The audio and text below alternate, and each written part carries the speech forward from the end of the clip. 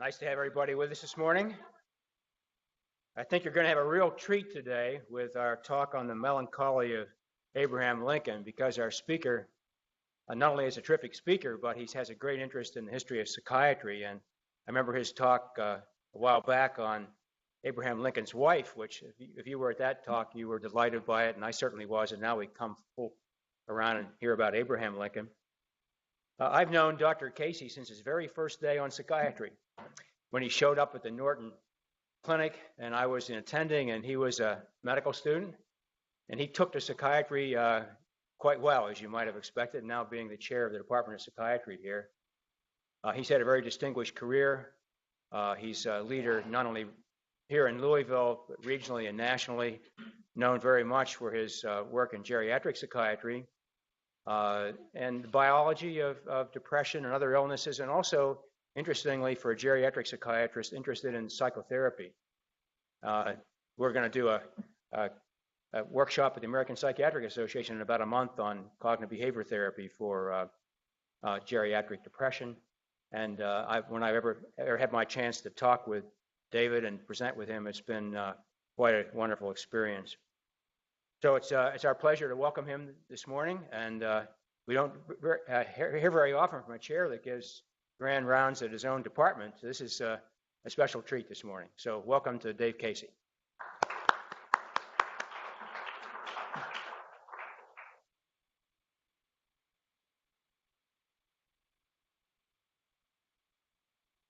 Thank you, Dr. Wright. Can you guys hear me okay?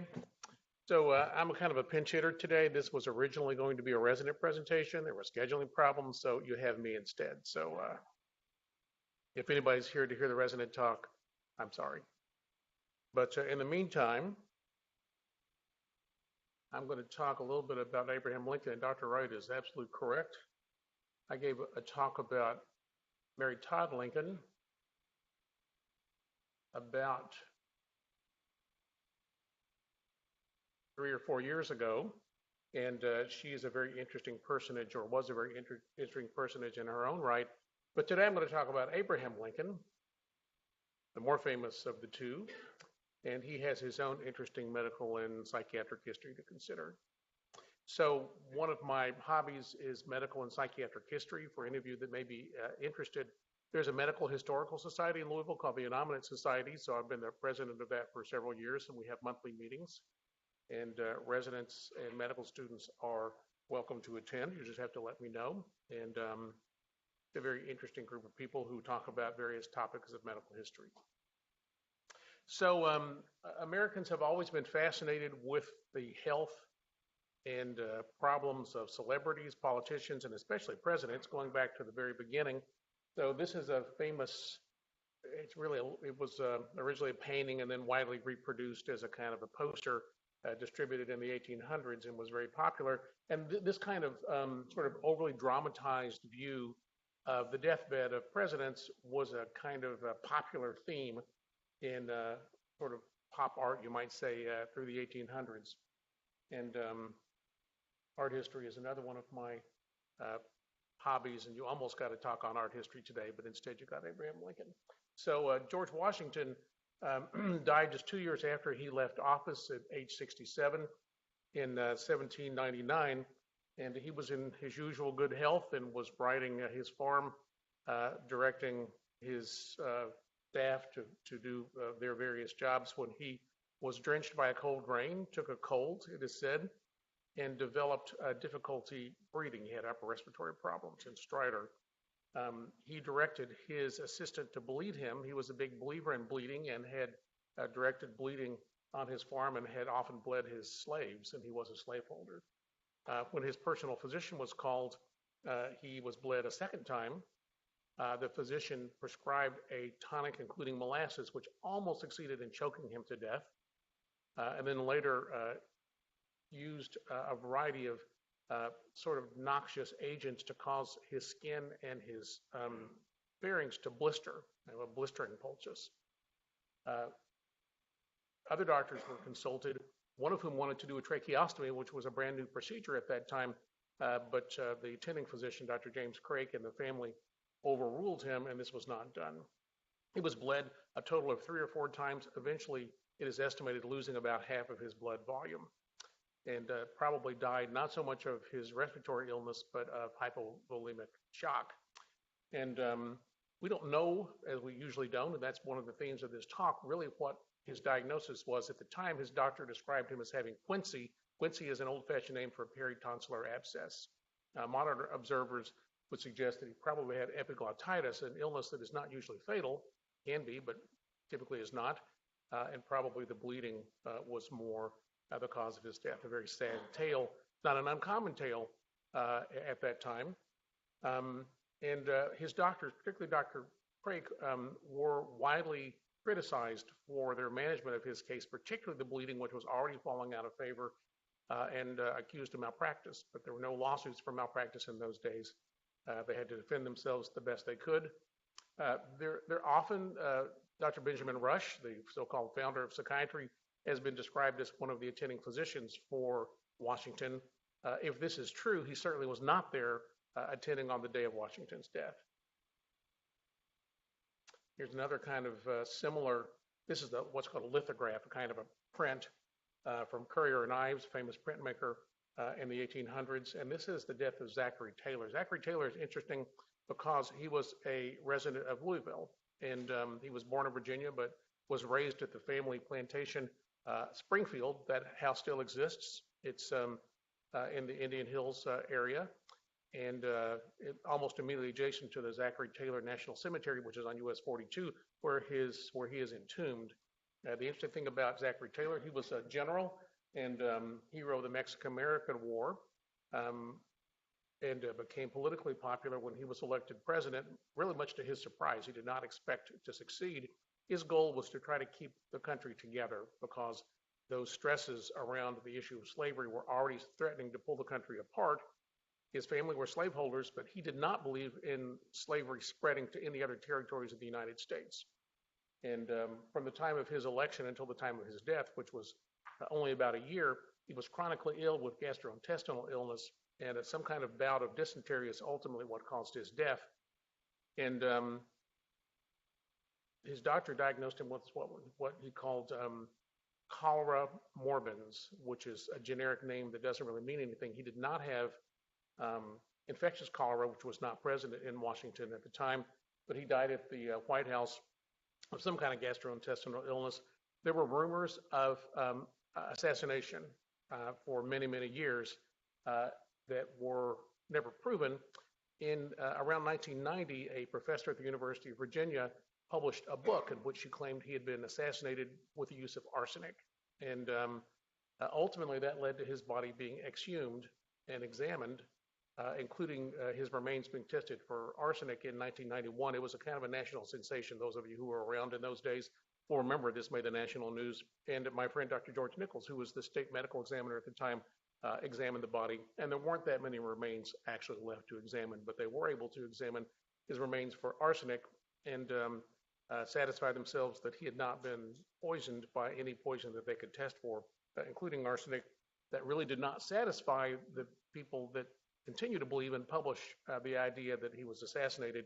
And the premise was that as an anti-slavery figure, he was assassinated by Southern activists. But as of yet, this is not really proven. Other presidents have suffered serious illnesses. Woodrow Wilson, in 1919, during his second term, and right after the end of World War I, suffered a serious stroke. This was kept secret from the public, and rather than power being transferred to the vice president, as should have happened, he was kept in seclusion, and he was bedridden for about 6 months, and his wife, Ellen, actually acted as the de facto president. A very interesting tidbit of history. And of course, JFK, one of our most famous presidents, suffered from a variety of illnesses. He suffered from Addison's disease and had several serious life-threatening health crises as a young man before he was placed on steroids. Later, he was severely injured as a sailor in World War II when his PT boat was rammed by a Japanese destroyer, suffering a serious back injury from which he never really recovered. By the time he was president, he was taking daily opioids, stimulants, barbiturates, benzodiazepines, and steroids to such a large extent that it's hard to understand how he could have functioned, and yet seemingly he did. and of course, Ronald Reagan. Reagan was diagnosed with Alzheimer's disease 5 years after he left the presidency. The press corps at the time of the end of his second term were already discussing what they perceived to be a reduction in his cognitive abilities. And his children have had a very public fight about whether he did or did not show evidence of dementia during his time as president. There's no definitive diagnosis of such, but it was widely suspected at the time. And now on to the topic of the day, Abraham Lincoln, 1809 to 1865. You can see him without a beard. He only grew a beard at the time of his presidential campaign. He was beardless throughout most of his life. So he looked more like this than the bearded figure that we know. He was born in what was then Hardin County, now LaRue County, Kentucky, on the Sinking Creek farm. You can go visit this cabin. It is in fact a replica. It is not the original. They won't take pains to tell you that, but it is not in fact the original cabin. And this was on the far western frontier of the United States at that time. This was newly settled territory. This is his father, Thomas Lincoln. He was born in Virginia, but came to Kentucky as a very young man. And his father, Captain Abraham Lincoln, for whom the president was named, brought the family to Kentucky from Virginia. He was a prominent citizen of Virginia. He received a large land grant as a result of his service in the Revolutionary War. And interestingly, Captain Abraham Lincoln, the senior Abraham Lincoln, was killed in an attack by Indians here in Jefferson County. So there's a plaque that denotes this out on Shelbyville Road in Eastwood, just outside of Middletown. So Thomas Lincoln was left largely to fend for himself from about the age of 8 or 9. A few more words about Thomas Lincoln. He was known as kind of an affable character, friendly guy, sociable guy, but he was given to spells. His family and friends described spells where he would take his gun and wander off into the woods, not returning for many days. So there were rumors that he suffered from some form of insanity. His brother Mordecai had significant mood swings, was an alcoholic, and Mordecai's 3 children were all suffered from serious psychiatric disorders. And Mordecai's daughter, Mary Lincoln, another Mary Lincoln, was committed to what was then called an insane asylum for what we would now call bipolar disorder, probably in Illinois. And she described herself as having suffered from the Lincoln family hereditary disorder. This is Abraham Lincoln's mother, Nancy Hanks Lincoln. We know less about her than anybody else in the Lincoln family. There's very little documentation of her life. She was probably illegitimate.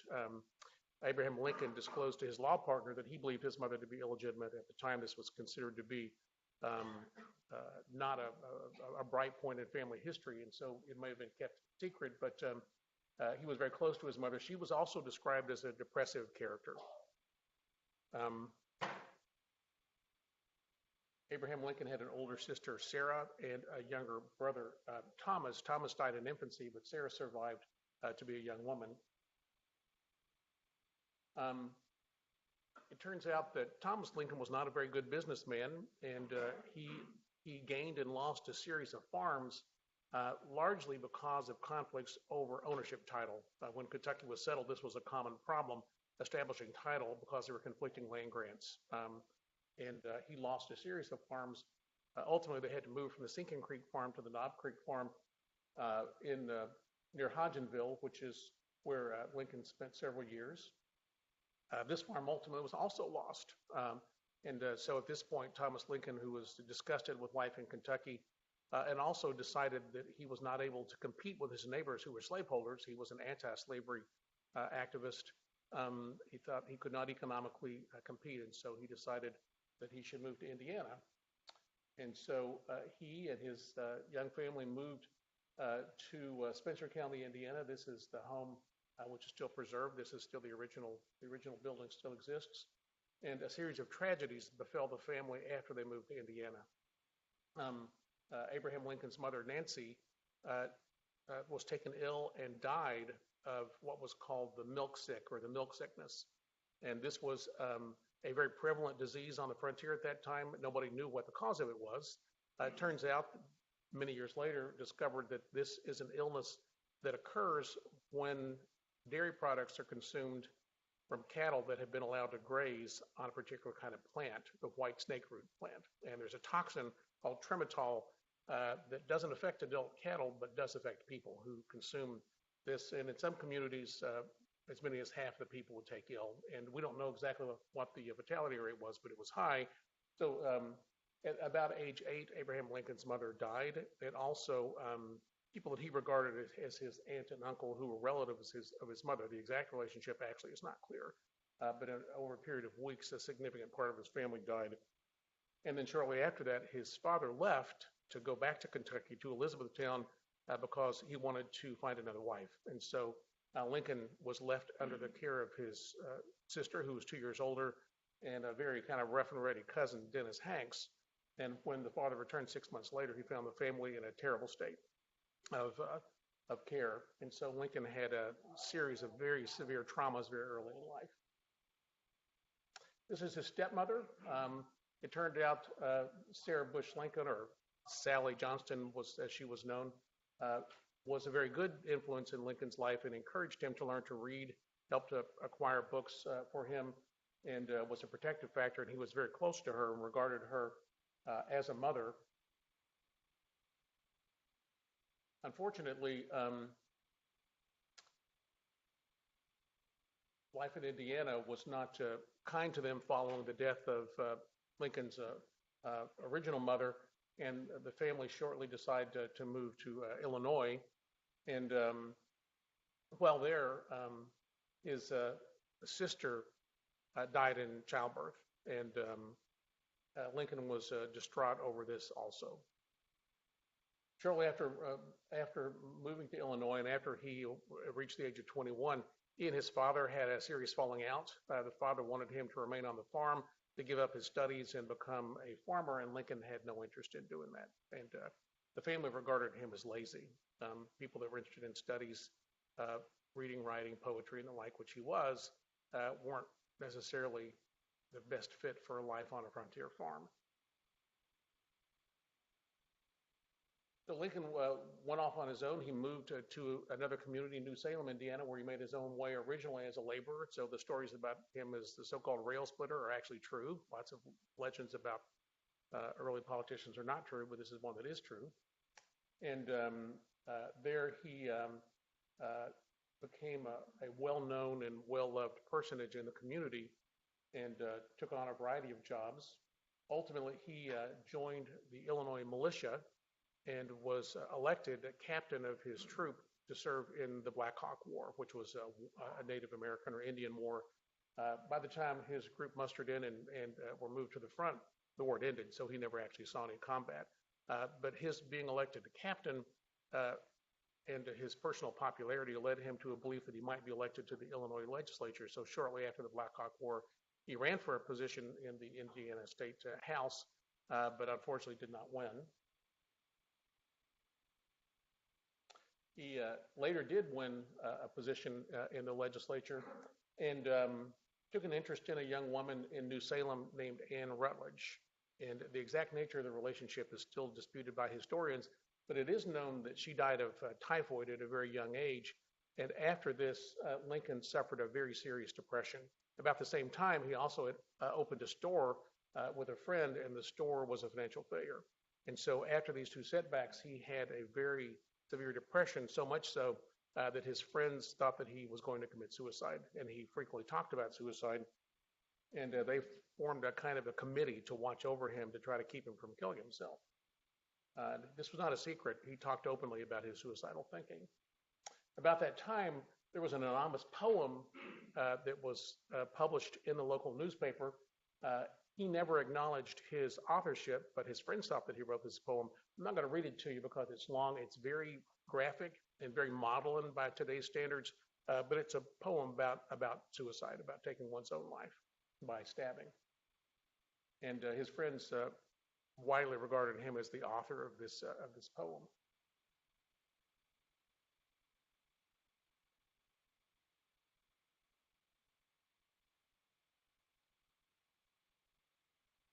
About this point in life, after the death of Anne Rutledge and the failure of his business, he decided that he needed to strike off in a new direction.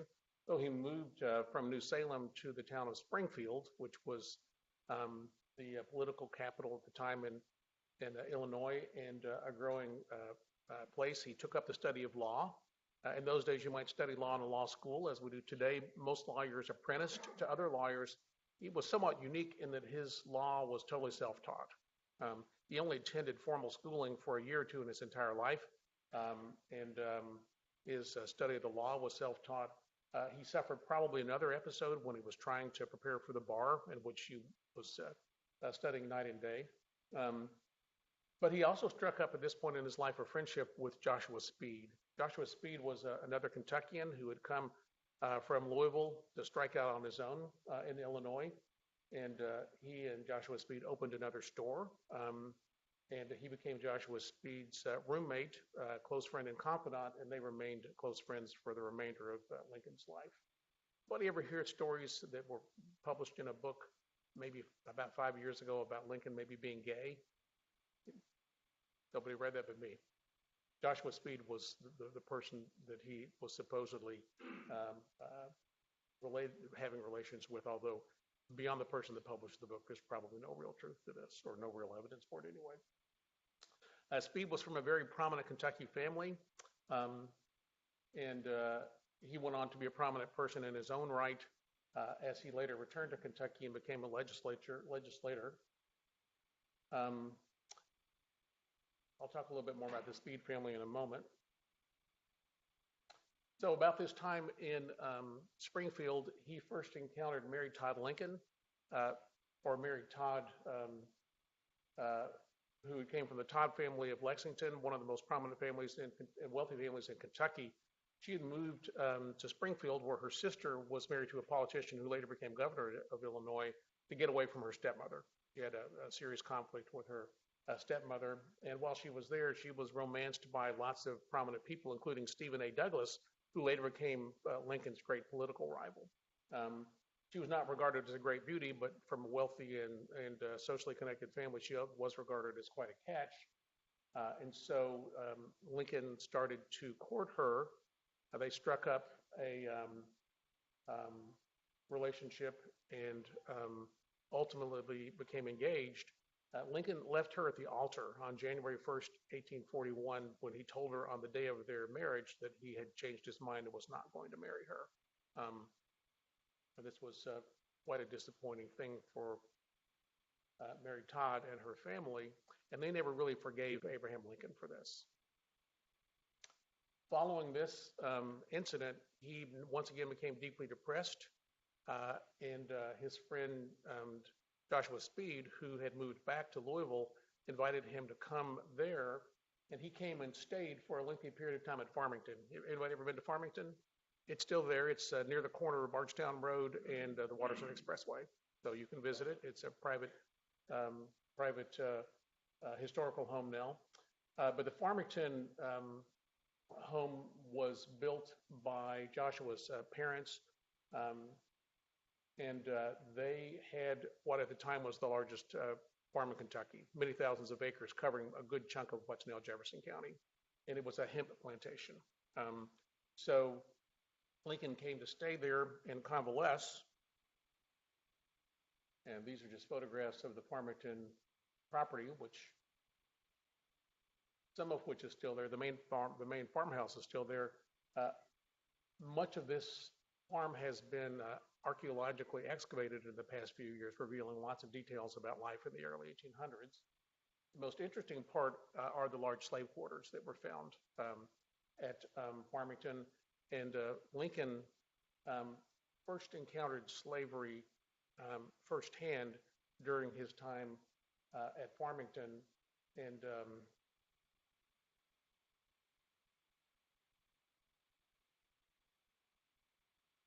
in particular, he struck up a friendship with James Speed, Joshua Speed's brother, who was an attorney in Louisville, and he traveled to James' office almost every day to learn more about the law and to discuss politics.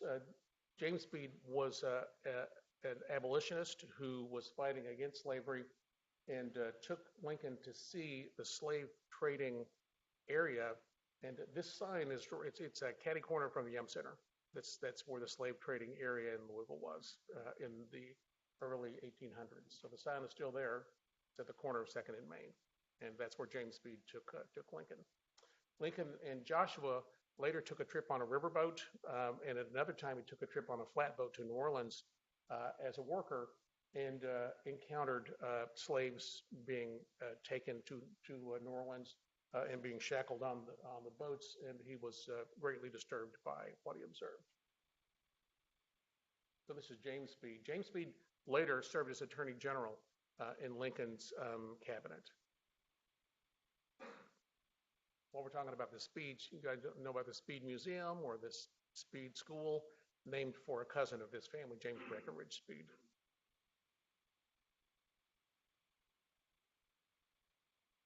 Eventually, Lincoln recovered from his depression, left Farmington, went back to Springfield, and rekindled his relationship with Mary Todd, and they were eventually married about a year and a half later in 1842, and moved into this house in Springfield, which still exists. Lincoln ultimately served 4 terms in the Illinois legislature and 1 term in the United States House of Representatives. He also was a circuit rider. That is, he went from courthouse to courthouse in Illinois, and because of that, he was away from home for most of the time that he lived in Springfield, or his residence was in Springfield, leaving his wife married to raise their 4 children, which was not easy for her. His law partner at the time, William Herndon, said gloom and sadness were his prominent state. Melancholy drips from him as he walks. The Lincolns had 4 children. Robert was the oldest and the only one to survive to adulthood. This is Eddie Lincoln. Eddie died just before his 4th birthday in Springfield of an unknown disease, possibly tuberculosis, but we don't really know the cause of his death. His parents were both despondent following his death. While a prominent lawyer and legislator in Illinois, he became involved, that is, Lincoln became involved in national politics, and he was a member of what was then called the Whig Party. And the Whig Party was based in the North. It was a party that favored industrialization and urbanization, and he became a prominent Whig. In those days, in order to be elected to the Senate, one was elected not by popular vote, but by the state legislature. So he campaigned in the state legislature for the position as senator from Illinois, and his opponent was Stephen A. Douglas. So Douglas and Lincoln had a series of debates over the issues of the day, and the main issue of these debates was the question of slavery. So Stephen A. Douglas was a person that believed that states which were, or territories which were organizing to be admitted to the Union should be allowed to choose for themselves, which meant the white male voters who were there should be allowed to choose for themselves whether they would be slave states or free states. Lincoln believed that slavery should not be allowed to spread into the territories. And these series of debates made them both national celebrities as the spokesperson for their respective causes. And Lincoln had the debates edited and then published as a book. And the Whig Party eventually disintegrated over the question of slavery, and a component of the party reformed as the Republican Party, which was a party based in the North, which was an anti-slavery party. And Lincoln became their candidate for president. Surprising to many, he did win the 1860 presidential election. From the time of his election until the inauguration, which was a period of many months, 7 states in the South seceded from the Union. So his mere election suggested to them that they should secede, which is in fact what happened.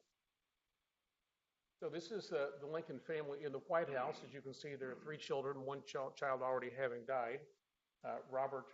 Willie was already dead. So there's Robert Lincoln is the older child, and Willie and Tad are the others.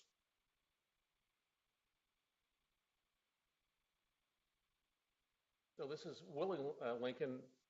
He was said to be a very mischievous child, described as a hellion, barged into his father's cabinet meetings, and Lincoln having already had the death of one child, was not interested in disciplining him, and in fact, never never required that he go to school, allowed him the run of the White House. But unfortunately, both he and his brother Tad developed typhoid.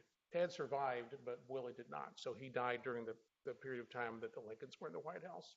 The president suffered a serious depression, and his wife suffered a disabling depression at that point, and was essentially bedridden for 6 months or more. And this is Tad. Tad also had typhoid, but he survived. He did not survive into adulthood. He died of an unknown illness, probably pneumonia, when he was 17, some years after Lincoln's assassination. So he was assassinated shortly after his second inaugural, and just at the end of the Civil War. And once again, these kind of overly dramatized pictures are commonplace of presidential deathbeds. So there is virtually an entire library devoted to the Lincolns, to their personal history, their political history, and more recently to their mental and physical health. So this is a particularly interesting book, Lincoln's Melancholy by Joshua Wolf Shenk. This was published about 10 years ago, and a very widely read book that for the first time really collected all the information we know about Lincoln's mental health history and put it in one place. So I want to diverge just a little bit and talk about how many other notable people, including political figures, have suffered from depression. So Gandhi, Churchill, who wrote a lot about his depression, called it his black dog, Martin Luther King. So lots of famous personages have had depression, so much so that it leads to a question of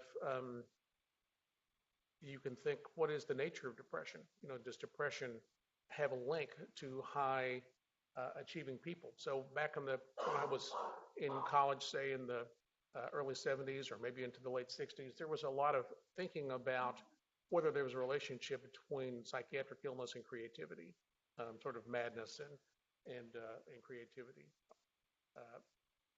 Certainly when it comes to psychosis like schizophrenia, that did not really turn out to be true. But when it comes to mood disorders, there does seem to be some link between mood disorders and high levels of artistic achievement, maybe high levels of literary or political achievement.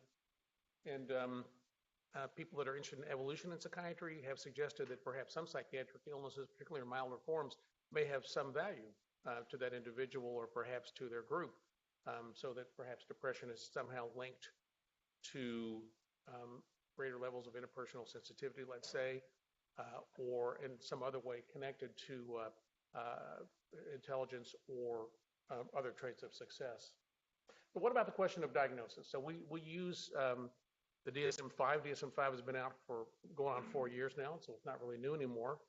Our approach to diagnosis changed in 1980 when DSM-3 was introduced. Prior to that, psychiatric diagnoses were just descriptive. In 1980, they changed from being descriptive to being criterion-based. That is, a specific list of symptoms, a time course, and more explicit description of the illness in order to make a diagnosis. So with every succeeding version of the handbook, our understanding of the diagnosis of depression or whatever other diagnosis it may be should be refined. So that means that the exact way that we diagnose depression now in 2015 may not be exactly the same way that we diagnosed it in 1980 when DSM-3 was out. Similar, but not identical. And that's true of many disorders. So there's been an evolution in our thinking about how to make diagnoses over time. So these changing concepts of standards of diagnosis make it a very interesting problem to look at historical figures and to say, did this person, for instance, have major depression or not? When it comes to Lincoln, for instance, we know that he had depressive symptoms. We know that he had periods of suicidal thinking. We don't know much about many of the other criteria that we might use to say whether he did or did not have major depression. Of course, the concept of major depression didn't exist. Emil Kraepelin, who was the great psychiatric diagnostician and nosologist, had not even described the categories that we use for diagnosis. So when we look back now 150 years and we want to apply criteria to say whether somebody did or did not have depression or major depression.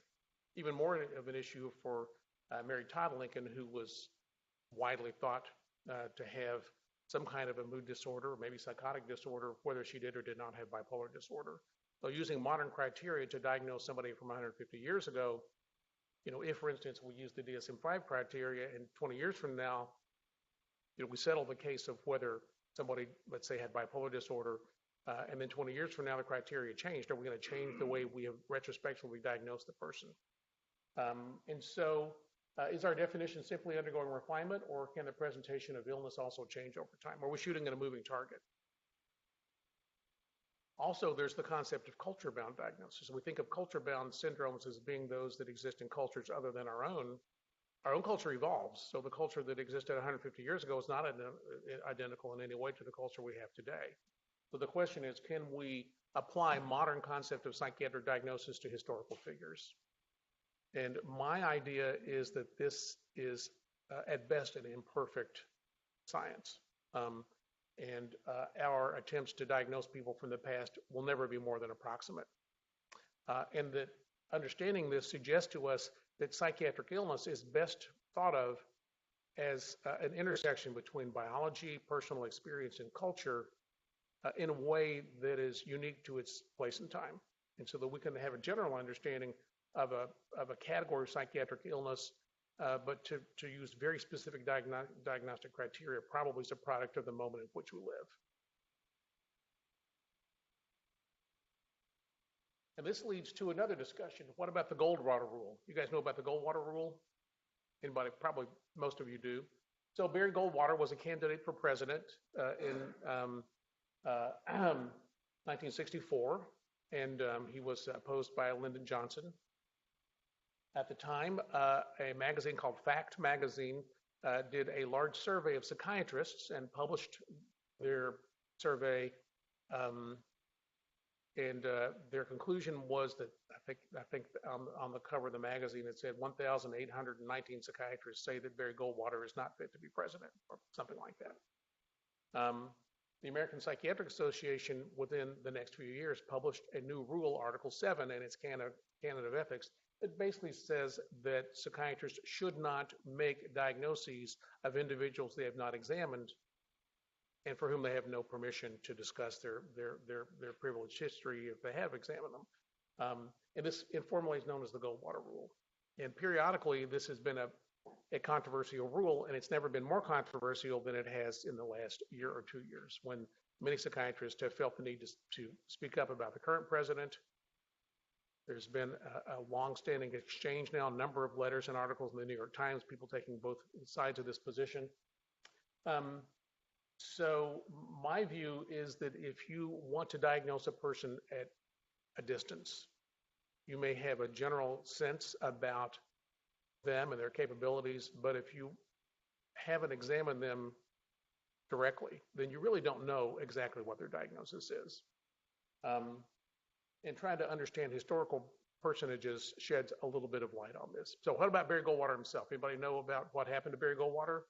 And did he, in fact, turn out to be psychiatrically unstable, as the survey suggested? No, he didn't. He was extremely conservative. Some people would even say radically so, as he depicted himself in the 1964 election. He returned to the Senate and served another 25 or 30 years and became one of the longest serving and most well-regarded senators in recent American history. His political views moderated, and he became actually quite a popular person, never showing any signs of mental illness whatsoever. So that's an interesting sidelight. And that's really all that I have. Any questions? Yes.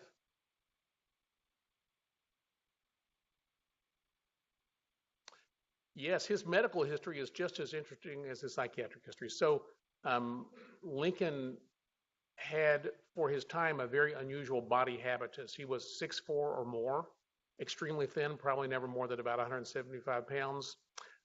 He had a very gaunt appearance, and he grew his beard because he wanted to hide his appearance to some extent. At the time, it wasn't much remarked on, but later, starting in about the 1960s, a variety of observers suggested that he had one or another of a variety of different medical disorders. Marfan syndrome was one. I think most modern observers, particularly cardiologists, suggest that it's unlikely that he had Marfan syndrome. He didn't have the other attributes that would suggest that he did. A more modern observer has suggested that he might have had multiple endocrine MIA type 2B, and the evidence for that is also a little bit scanty. A lot of discussion about whether he had syphilis. Syphilis was epidemic in those days, and he allegedly disclosed to his law partner that he thought he did have syphilis. He took mercury most of his life, and whether he did or did not, there's no way for us to know that for sure. Today, most modern observers also suggest that perhaps this is sensationalism, that he didn't. There's no real evidence that that was true, and we can't put too much credence in sort of hearsay.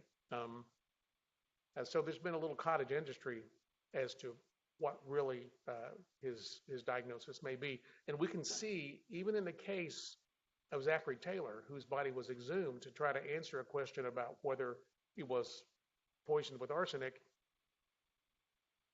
even that did not really settle the question. There are people that still are skeptical about the results. And so I would say that we don't know exactly what his medical diagnosis was, and we probably will never know, and we'll simply have to accept that fact. Any other questions? Yes.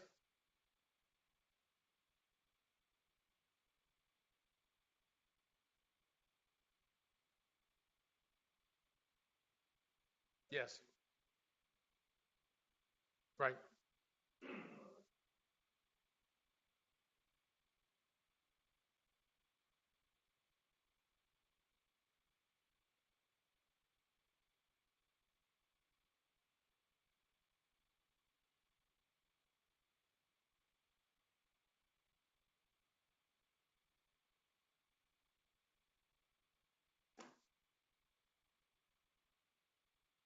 So the question is about presentism, that is applying present day diagnostic ideas or maybe other forms of judgment to historical figures. And we could have a pretty rousing discussion about that in many different areas of history and sociology.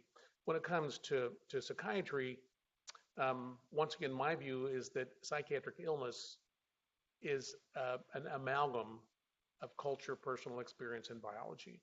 And the biology of human beings probably has not changed very much over the past few hundred years, maybe not for the past 2,000 years. I think basic human nature probably hasn't changed for thousands of years either, but our culture has changed a lot. Also, we have the problem of reification. That means that we see what we look for. So if you have the DSM-5 and you enumerate the symptoms and you go back and read about Mary Todd Lincoln, and there are 100 articles about this, you'll tend to try to pick out those aspects of the history that fit with your current ideas about diagnosis. The people at the time who wrote about her, they all had an axe to grind. They all had some agenda that they were trying to further. She never wrote a memoir. Her best friend, Elizabeth Keckley, who helped her in the White House, who was an African-American seamstress, but they struck up an unlikely friendship. She did write a memoir and was roundly criticized for it, in which she described lots of psychiatric symptomatology. But how to interpret that today? We don't really know. The people that wrote about her at the time of her commitment trial, because she was committed to the Illinois State Psychiatric Institute following Lincoln's death, when she had what was clearly some kind of a psychotic episode. The stories that were released to the public, the way she was managed in court, a lot of evidence that her symptoms were exaggerated in order to make it easier for her to be committed. And the commitment didn't last very long. She was able to be released in a fairly short period of time. And that caused an estrangement between her and her son that was really, Robert, the only surviving son, that really was never settled. And so looking back 150 years ago, the information that was recorded at the time was probably biased or skewed in ways that we can't completely disentangle. Our view of it, we look for symptoms that we recognize as important, and maybe we miss other things that are important because they're not part of what we currently think of as our sort of diagnostic criteria. And so I think that our knowledge of such a case can at best be approximate. So do I think that human nature has changed very much over the years? Actually, I don't. Do I think that the specific presentation of a particular psychiatric illness is heavily influenced by the culture that a person's in? in the way that other people experience it, or the way they register it, or the way they think about it, or the categories they impose on it? Is that influenced by their person's culture? Yeah, I really do think it's influenced a lot by their culture.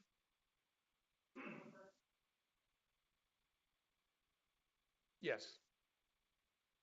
He had, as a young man, even given the terrible situation in which he was raised, and that kind of history, not unusual for people living on the frontier at that time. The horrible things that happened to his family, as terrible as they were during the Civil War, I mean, most families had terrible stories, and most of them didn't develop severe depression.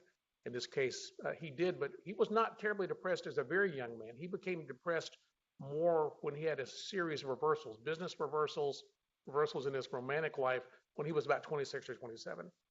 And he had a lengthy period, probably 4 or 5 years, maybe 10 years of severe depression. And then he had kind of a remission. But when he was back in the White House, the death of his son, the serious psychiatric problems of his wife, in particular, the reversals on the battlefield, especially after the first great defeat, northern defeat, was the second battle of Bull Run, or second battle of Manassas. That was a terrible debacle for the Union forces. He was heavily criticized in the press. He took it very personally, and he had a serious episode of depression after that. But it did not prevent him from functioning. He continued to function.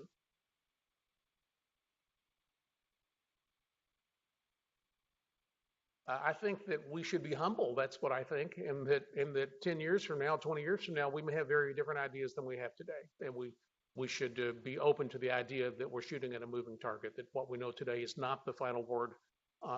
Certainly not, I don't think it's the final word in internal medicine or surgery or other disciplines, especially psychiatry, more than others, which doesn't discount the important work that we do. I think we just have to be, aware that we're not at the end point. This is not the final version of the DSM. Whether this entire approach, this categorical diagnosis and descriptive approach, is the best way to diagnose, I think we're probably going to find out in the future that maybe it isn't. Maybe there are other better ways that we don't have the technology perhaps, or the wisdom to apply as of yet. So this is why I like this kind of case history, because it leads you to philosophical questions about the nature of the work we're doing and how we understand or think about our application of diagnosis, or even the nature of psychiatric illness. You can go back a lot further. You can look at the works of Hippocrates, most of which has survived. Great description of manic depression, by the way. Not a great deal different than the description we would make today. Not very much about psychosis, though. If it existed, they didn't write about it very much. So it leads you to lots of interesting observations. You can look in the Old Testament. Pretty good descriptions of Alzheimer's disease. No descriptions of Parkinson's disease. So interesting stuff.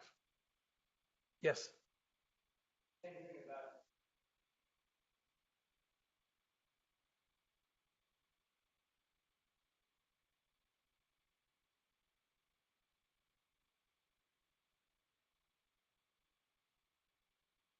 Yes, as a matter of fact, I'm glad you brought that up, because that's a very interesting area in and of itself. So the treatments that existed for psychiatric illness in those days were crude, as you might imagine. Lots of them had to do with placing very impaired individuals into institutions. And those institutions were not just for people that we would today regard as being psychiatrically ill, also people with traumatic brain injuries, stroke, anybody that was disabled, particularly if it was neurological disability. Lots of people in state hospitals, especially in the South, had either pellagra or syphilis, or both, neurosyphilis.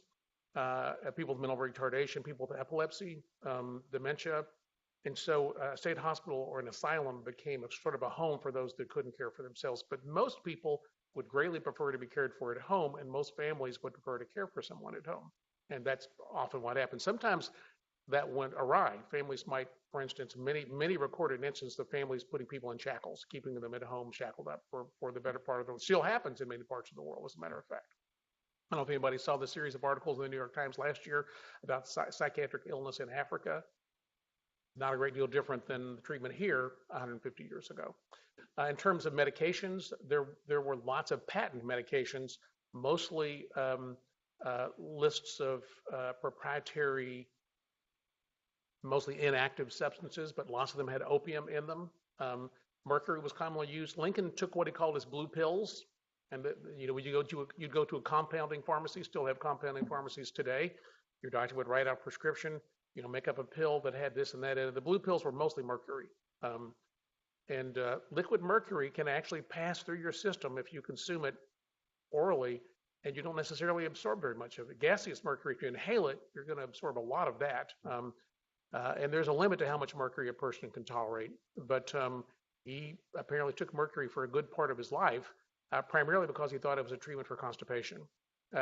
When he was in the White House, when he had one of his bouts of depression, his wife convinced him that these pills weren't good for him anymore and he shouldn't take them. She thought maybe that was the cause of his depression, so he stopped at that point.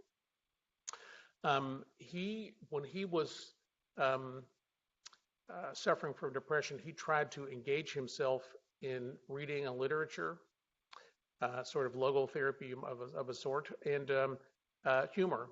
He liked to tell jokes, to be around people that tried to lift his spirits, and he found humor to be a good antidote to depression. But in terms of medical treatment, it was sorely lacking in those days.